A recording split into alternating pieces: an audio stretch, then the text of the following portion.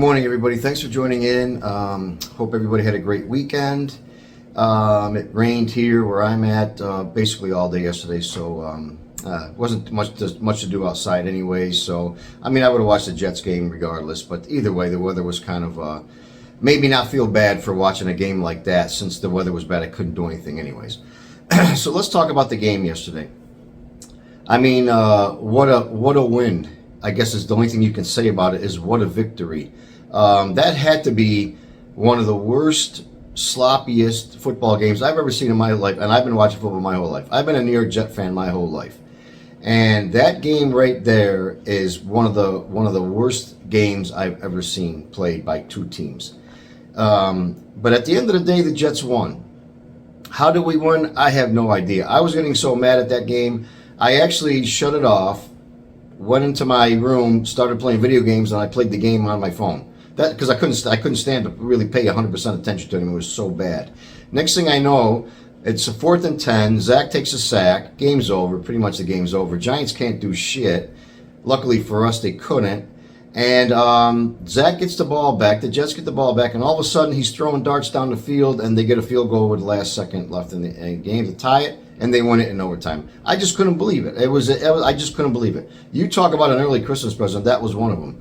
Now, if there's ever been a football game that both teams should have lost, that was it. Neither one of them should have won the game. Giants lose Tyrod Taylor. They bring in their third-string quarterback, so that sucks for them. We lost our starting center. Then we moved a guy that is already replacing EVT because he's hurt. We move him to center. He gets hurt. Now we've got a practice squad guy in hiking the ball to Zach. Of course, his first snap is a fumble. Giants get the ball. So everybody's just like, oh my God, this is unbelievable. Like, leave our offensive line alone. This is one of the most makeshift offensive lines in the whole league right now, is what the Jets have.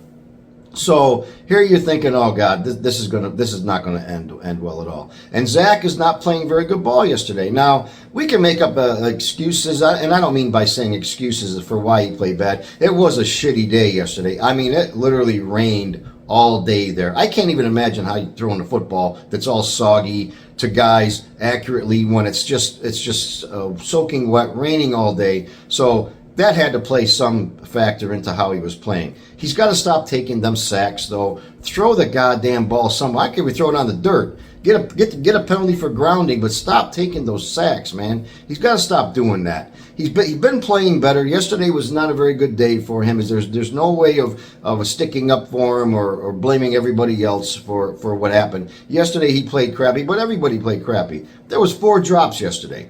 Breece Hall dropped the ball. Garrett Wilson dropped a key pass yesterday. Allen Lazard, I think, dropped another ball yesterday, which is becoming a thing with him. So there was times when the guys were dropping balls that were right there. Maybe it was because it was rainy. Maybe because they couldn't catch it because of the weather. But nobody says that. It's always when Zach throws a ball and he sucks and all this and that and the other thing. I just can't stand hearing that, you know. I know he's not the greatest thing. He's not there yet. Will he ever be? I don't know.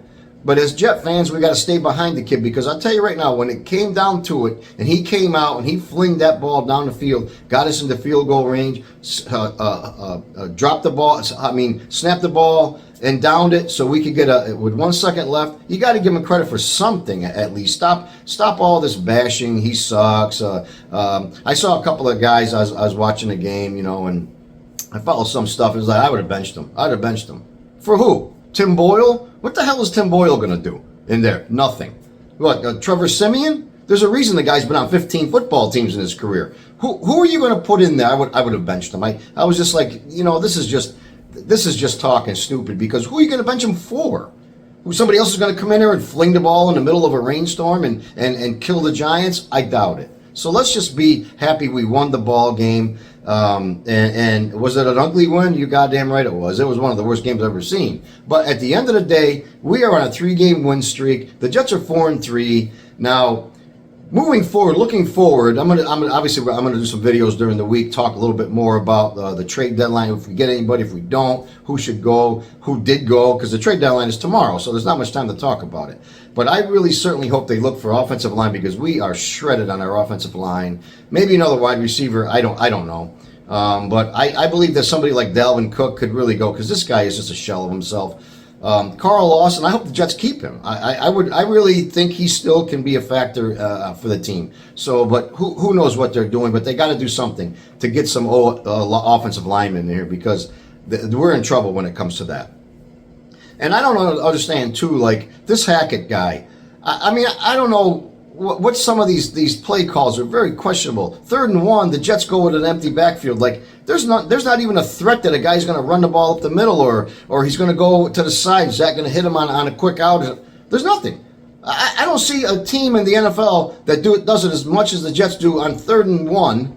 There's nobody in the backfield, or he's in shotgun. Well, you know he's not going to hand the ball off. I just don't understand some of the play calls too. So I think a lot of it is contributing to the offense being so stagnant the way they are, and we all know that this can't continue. They yesterday was a gift victory, but we got the Chargers next Monday night. Now this is not a very good team either, but they can't put up some points. Their defense is very suspect, but that's for offenses that can move the ball on them. I mean, I watched them last night play. They beat the Bears. Of course, it's the Bears, but the Chargers are going to put up some points regardless.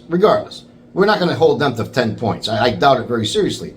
And it seems like if a team can get to 13 points, the Jets can't beat them, or they have a hell of a time doing it. So they got to figure this offensive thing out. And somebody please tell Zach Wilson, throw the ball in the dirt, man.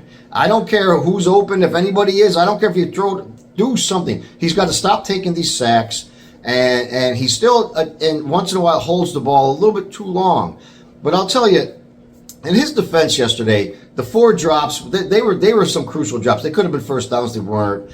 He did miss guys that were open. He either doesn't see him still, or he kind of focuses on his main receiver in certain plays.